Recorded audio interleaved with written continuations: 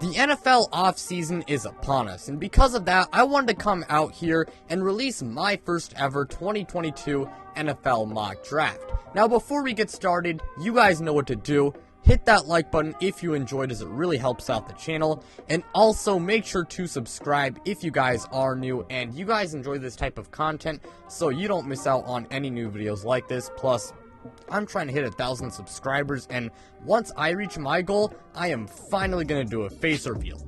And I also do want to put out 3 quick disclaimers. 1, there will be 0 trades in this mock draft. 2, the way I will be making these picks is, I'm going to be basing it off what I think will happen in real life and what I would do if I was that team's general manager.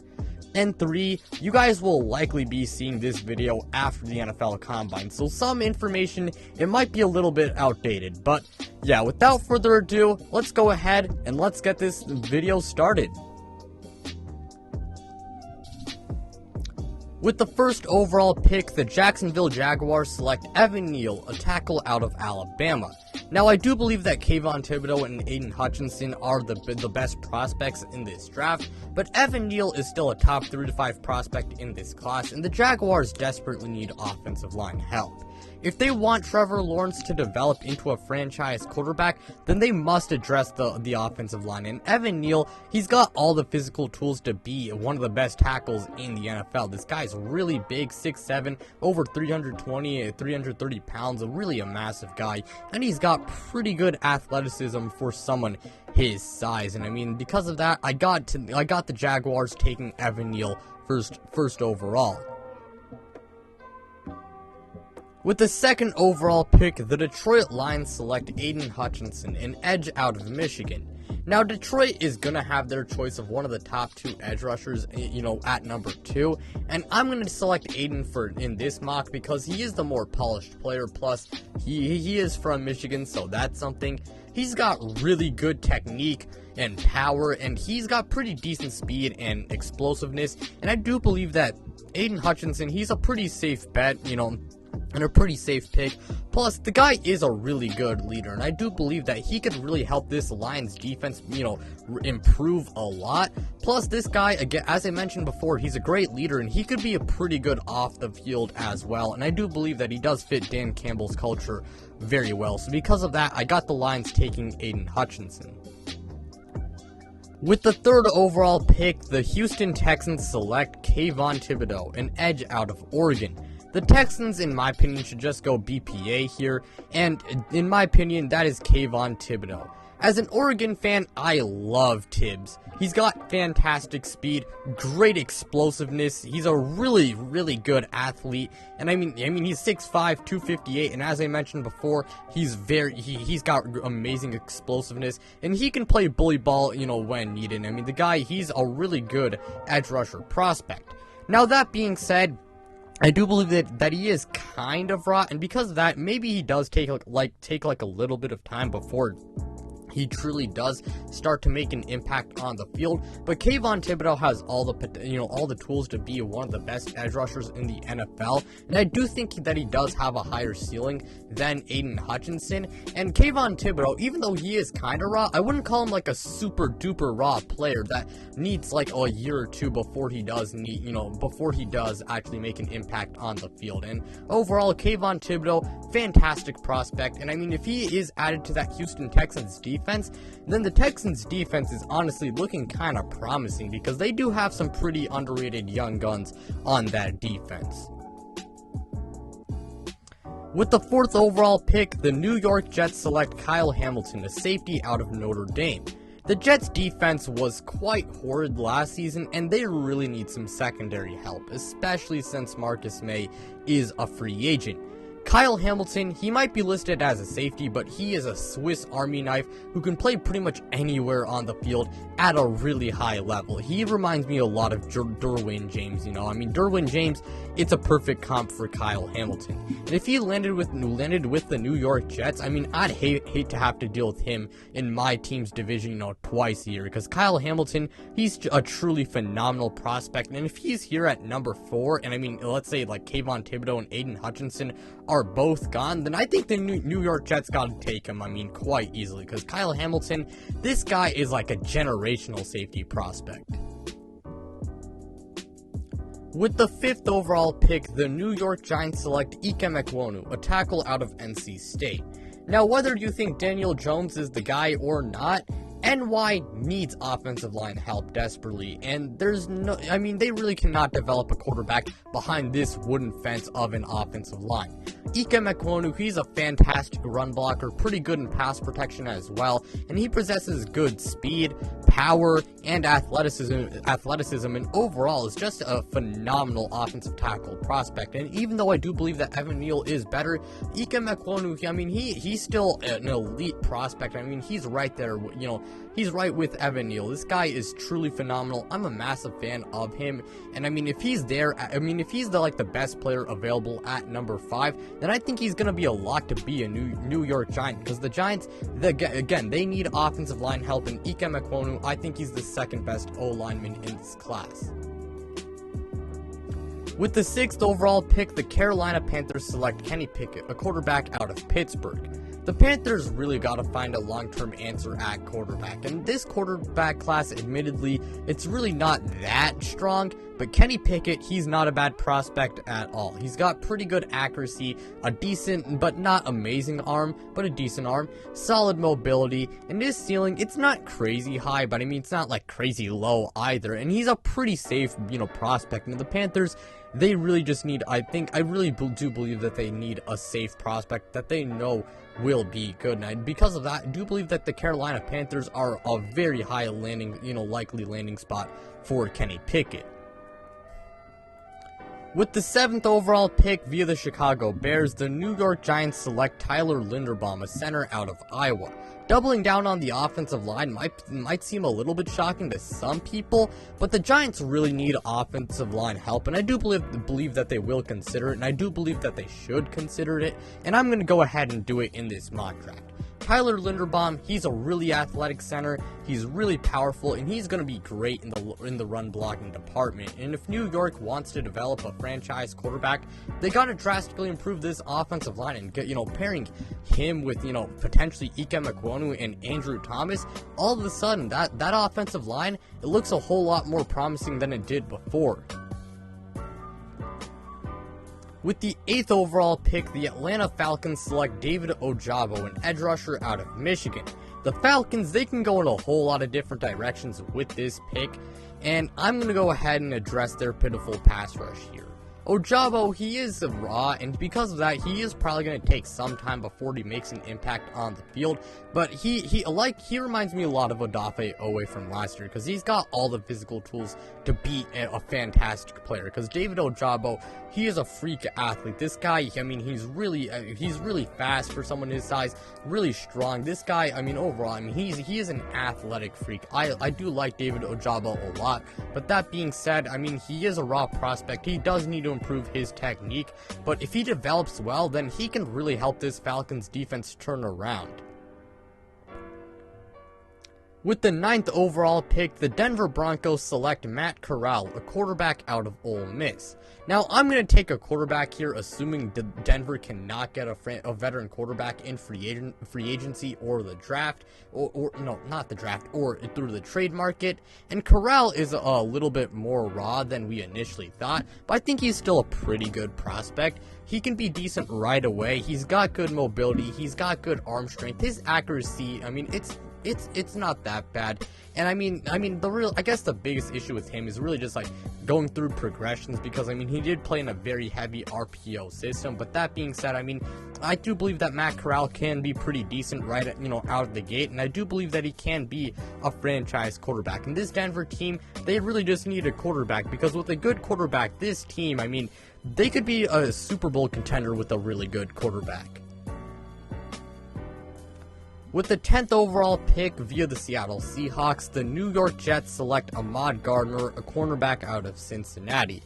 Now, I know some people are shocked that I'm taking Gardner over Stingley, and some people are shocked that I'm doubling down on the secondary, but the Jets defense truly does need some help in the secondary, and Gardner, I do believe that he is, a little bit more of a safer bet than Derek Stingley, because Derek Stingley does have some legit concerns, which I will get into once I, bring up Derek Stingley. But Ahmad Gardner, I really like this guy a lot. He's got pretty good physical tools, pretty decent size, pretty decent athleticism, and this guy is, he is of an absolute, he's amazing in man coverage, to put it quite simply. Like, you can just search up some stats, in some PFF graphics. This guy, he's absolutely amazing in man coverage, and I do believe, him potentially with Kyle Hamilton and Bryce Hall, that's a pretty those are three pretty decent building blocks, in your secondary. So because of that, I got them taking Ahmad Gardner.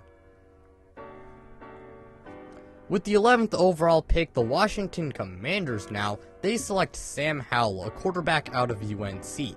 Now, Sam is more of a late first / second round prospect in my opinion, but because he is a quarterback, I think he can go kind of high.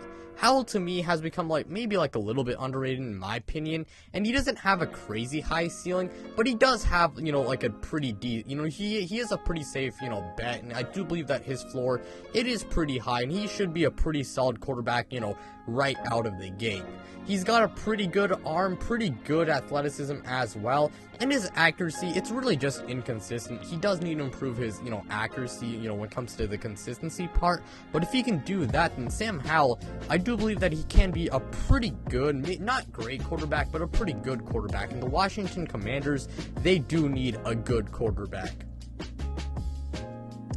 With the 12th overall pick, the Minnesota Vikings take Derek Stingley Jr., a corner out of LSU. If the Vikes want their defense to be good once again, they got to improve the cornerback position. Although Stingley wasn't that good after his 2019 season, there's legit concerns about his durability and his effort in his last 2 years with the Tigers. There's a lot of reasons to love him. This guy, he is a phenomenal athlete.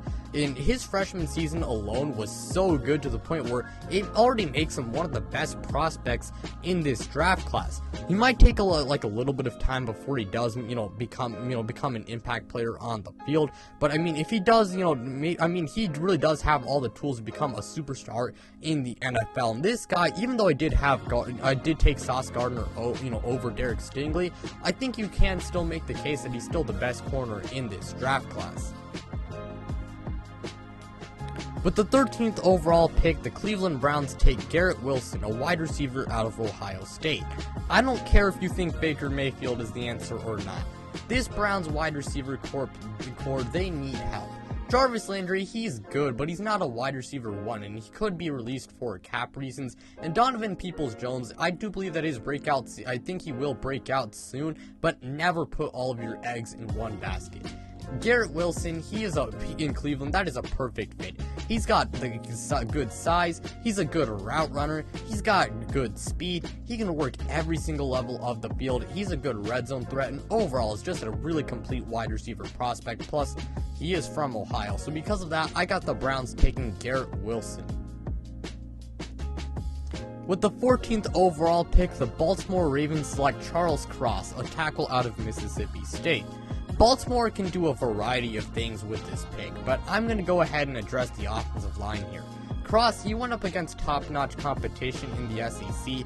He is an absolutely phenomenal pass protector, and the Ravens do need some help up front, and they gotta protect Lamar Jackson if they want to win a Super Bowl, because Ronnie Stanley, he's been pretty injury-prone over these last 2 years, and Alejandro Villanueva, he was god-awful last season, so, getting a tackle would really help the Ravens out a lot. With the 15th overall pick via the Miami Dolphins, the Philadelphia Eagles select Treylon Burks, a wide receiver out of Arkansas. The Eagles have 3 first-round picks to address their needs in this draft. Philly hit a home run with the Devonta Smith selection, but they do need a wide receiver too. Treylon Burks has become one of my favorite players in the draft. He's really big, He's fast, he's 6'3" and 225 pounds, and he gives me serious DK Metcalf and some Deebo Samuel vibes as well, because Arkansas did use him in the run game as well. And I mean, I think he would be a very good complement next to Devonta Smith. With the 16th overall pick via the Indianapolis Colts, the Philadelphia Eagles select George Karlaftis, an edge out of Purdue. Now, George Karlaftis does not have the insane upside that Kayvon Thibodeaux and Aiden Hutchinson have, but he's still a really good prospect. The Eagles do need someone opposite of Josh Sweat, given Brandon Graham's age, and George Karlaftis, he's not like a complete athletic freak, but he's got really good power. This guy is massive, he's got really good technique, and I think he's a safe bet. I mean, he can be an impact player right away, so because of that, I got the Eagles taking George Karlaftis. With the 17th overall pick, the Los Angeles Chargers select Trayvon Walker, an edge out of Georgia. The Chargers front seven, it's carried by Joey Bosa, and that has to change.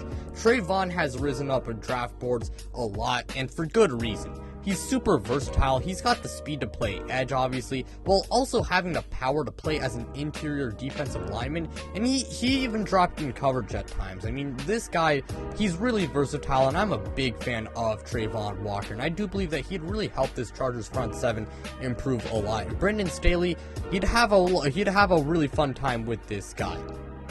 Pause. With the 18th overall pick, the New Orleans Saints select Chris Olave, a wide receiver out of Ohio State. Okay, it's time for New Orleans to address this damn wide receiver core. Outside of Michael Thomas, this is maybe the worst wide receiver core in the NFL. Olave honestly has gone a little bit under the radar in my opinion, but he's a very complete wide receiver, and my main knock on him is really just his skinny frame. You know, outside of that, Olave's a really complete wide receiver prospect. He's blazing fast, he's a good route runner, he can work every single level of the field, and he's also not that bad of a red zone threat. Having Chris Olave, Michael Thomas, maybe Alvin Kamara, because, you know, the whole situation with him, plus guys like Marquez Callaway and Deontay Harris as, you know, just wide receiver 3, wide receiver 4 type players. I mean, that is a pretty good skill position group to me. With the 19th overall pick, the Philadelphia Eagles select Roger McCreary, a cornerback out of Auburn. The Eagles do need some cornerback help, and Darius Slay, he is on the wrong side of 30, even though he is still one of the best cornerbacks in the NFL. Roger is a good athlete, he can play man and zone, and overall is just a really good cornerback prospect. I do know that there were concerns about his length, but I'm not super concerned. I really do like Roger McCreary a lot. With the 20th overall pick, the Pittsburgh Steelers select Kenyon Green, a guard out of Texas A&M. The Steelers will need a long-term answer at quarterback, but their offensive line, it's wretched, and they need to repair it, especially if they want a franchise quarterback to develop. Kenyon Green has played all over the offensive line besides center, and that just shows his versatility. He's a really good athlete, his technique is not that bad at all, and he's a good run blocker, and he's also good in pass pro. He could help a franchise quarterback develop, and he could also help Najee Harris, take his game to the next level. With the 21st overall pick, the New England Patriots select Devin Lloyd, a linebacker out of Utah. Now, as a Patriots fan, I think we can address wide receiver, cornerback, or linebacker if Devin Lloyd or Nakobe Dean is available at pick 21. Now, our defense, it might be one of the best in the NFL, but we need some speed on our defense because our linebackers are slow as shit. Dev, he can do it all. Cover, tackle, stop the run, rush the passer. He's athletic. I mean, he's big. I mean, overall, he's got good size. Overall, Devin Lloyd is just a phenomenal linebacker prospect. And Bill Belichick, he would have a lot of fun with Devin Lloyd. Pause yet again. With the 22nd overall pick, the Las Vegas Raiders select Trevor Penning, a tackle out of Northern Iowa. okay, let's go ahead and pair up Kolton Miller with another massive 6'6" plus offensive tackle. The Raiders do need some offensive line help outside of Kolton Miller. Alex Leatherwood, he did struggle, but I mean, then again, he is a rookie, so he could improve, but this offensive line is not that good outside of Kolton Miller.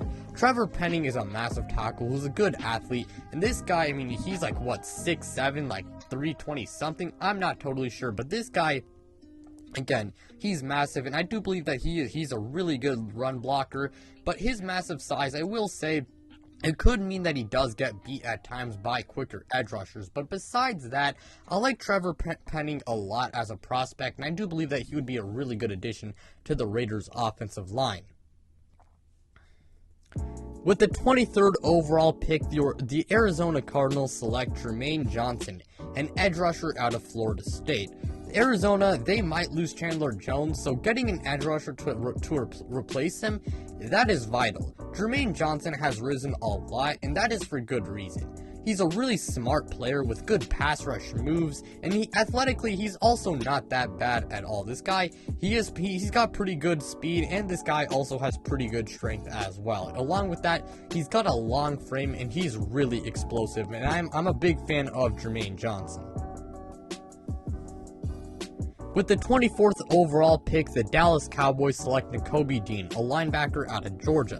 Leighton Vander Esch, he is a free agent, and the Cowboys linebackers outside of Micah Parsons, they really are not amazing. And Nakobe Dean, he might just be a little bit too good to pass up on. Dean, he is a fantastic athlete, he's really fast, and he's got pretty good power as well. And like Devin Lloyd, he can do anything you want from a linebacker. He could form the best linebacker duo in the NFL with Micah Parsons. With the 25th overall pick, the Buffalo Bills select Andrew Booth Jr., a cornerback out of Clemson. The Bills, they must find a long-term CB2 next to Trey White, especially with him recovering from an ACL tear. ABJ, he's got good size, good athleticism, and he's really good in man-to-man coverage, and he can improve his zone coverage, but he's still a really good prospect. With the 26th overall pick, the Tennessee Titans select Drake London, a wide receiver out of USC. The Titans need wide receiver depth, and Julio Jones, he is declining and quite injury prone at this point. Drake London, I think he's like a little bit raw, but he does give me Mike Evans types of vibes. He's really fast, athletic, really big for a wide receiver, and I think he's going to be really good in the red zone and really good for like jump balls, and he could be a really good deep threat. And I do believe that he would be a pretty good complement next to AJ Brown and Julio Jones, and he's got all the physical tools to succeed. With the 27th overall pick, the Tampa Bay Buccaneers, they select Malik Willis, a quarterback out of Liberty. Now, Malik Willis is a really polarizing but raw player. The Bucs will likely need to get a veteran quarterback and have Malik Willis sit for a year if they were to take him, because he's got all the potential in the world. He's a freak athlete with amazing speed and mobility, and this guy has a cannon for an arm. However, that being said, he really does need to improve his fundamentals, like reading defenses and stuff like that. This guy, I mean, he's insanely raw, but I mean, if Tampa Bay, if they can get a veteran quarterback for him to just sit and, learn the fundamentals, really just help him improve, and then he, trots out onto the field, then I do believe that Malik Willis could really become a successful quarterback. I know Tampa fans, they might want to win now quarterback, and I do understand that, but maybe they do take a shot on Malik Willis and decide to settle for someone like Jimmy Garoppolo for a year, and then, start Malik Willis. Again, I know some people might disagree with this pick, I have a feeling, but Malik Willis, I do believe that maybe the Buccaneers do take him because of his upside, and that's really the main reason why I had the Buccaneers taking him, with the 27th overall pick. With the 28th overall pick, the Green Bay Packers select Jameson Williams, a wide receiver out of Alabama. Now, I have no clue what the Packers' direction is. It really just comes down to the Aaron Rodgers decision. But even if Aaron Rodgers stays or if he decides to leave, I would strongly consider taking a wide receiver here, especially if Davante Adams does leave and it's rebuild time for Green Bay. Jamie has seen his stock, decrease due to a torn ACL, but I do believe that he's still a top wide receiver prospect in the draft. He's he is tall at 6'2". He's really blazing fast, and he's a big play machine. He can go deep. He's a good yak guy, but Jameson Williams, he's also a good route runner, proving he's not just a one-trick pony. And Jameson Williams, even though his stock has dropped off ever since that ACL tear, he's still one of the best wide receiver prospects in this draft. And with modern-day sports medicine, I do believe that he can come back, pretty okay from that torn ACL, and maybe it does affect his rookie year, and I will admit he does have a skinny frame, but overall, Jameson Williams, he's very good. With the 29th overall pick via the San Francisco 49ers, the Miami Dolphins select Zion Johnson, a guard out of Boston College. If the Dolphins want to succeed, they must beef up the offensive line here. Zion is the best offensive line on the board, in this mock, in my opinion, and he is he's really powerful, he's got good technique, and he's also really good in pass pro, and along with that, he's a really decent run blocker. So, the Miami Dolphins, I do believe that they should take him here, because if they want to develop, and if they do want to get a good run game, they gotta beef up that offensive line. With the 30th overall pick, the Kansas City Chiefs select Trent McDuffie, a cornerback out of Washington. Now, the Chiefs can do several, things with this first-round pick, but I'm going to go ahead and address the secondary here. Both Charvarius Ward and Tyrann Mathieu, they are free agents, and Kansas City, they might lose both of them. So, although I do despise the hell out of UW as an Oregon fan, Trent McDuffie is a very good player. He's pretty fast and athletic, good in man-to-man coverage, and he's also pretty good in zone. And along with that, he's really not that bad at stopping the run for a cornerback. With the 31st overall pick, the Cincinnati Bengals select Bernhard Raimann, a tackle out of Central Michigan. The Bengals had a really good Super Bowl run, but if they want to sustain this success, they got to improve the offensive line. Bernhard Raimann has quickly risen up the boards, and I've become a pretty big fan of him myself. He was a former tight end, and he's got really good athleticism, because of it, and because of that, he's a really good run blocker, and in the Bengals, I do believe that they got to address the offensive line here, because they can't have Joe Burrow getting hit all the time, and, if they want to sustain this success, they got to address the offensive line. And finally, with the 32nd overall pick via the Rams, the Detroit Lions select Jahan Dotson, a wide receiver out of Penn State. The Lions can do several things here, but let's go ahead and address the offense in this mock draft. This is a stacked wide receiver class, and Jahan Dotson, he's gone a little bit under the radar, but make no mistake about it, he's still a late first round / second round prospect. The Lions, they do need another wide receiver next to Amon-Ra St. Brown. Jahan Dotson, he's really fast, he's a good route runner, and like a lot of deep threat type wide receivers, his main concern is the fact that he's, not that big, but despite his size, I do believe that he is a really good prospect, and we've seen, kind of small receivers succeed in the NFL, and I do believe that Jahan Dotson, he is a really good wide receiver prospect. But with that being said, that'll be it for today's video. Thank you guys so much for watching. Again, another reminder, like, subscribe, do all of that stuff, and also go ahead and check me out on Twitter and Instagram, and go ahead and check out my podcast. The links to all three, they are in the description below. But without further ado, I'm out, you guys.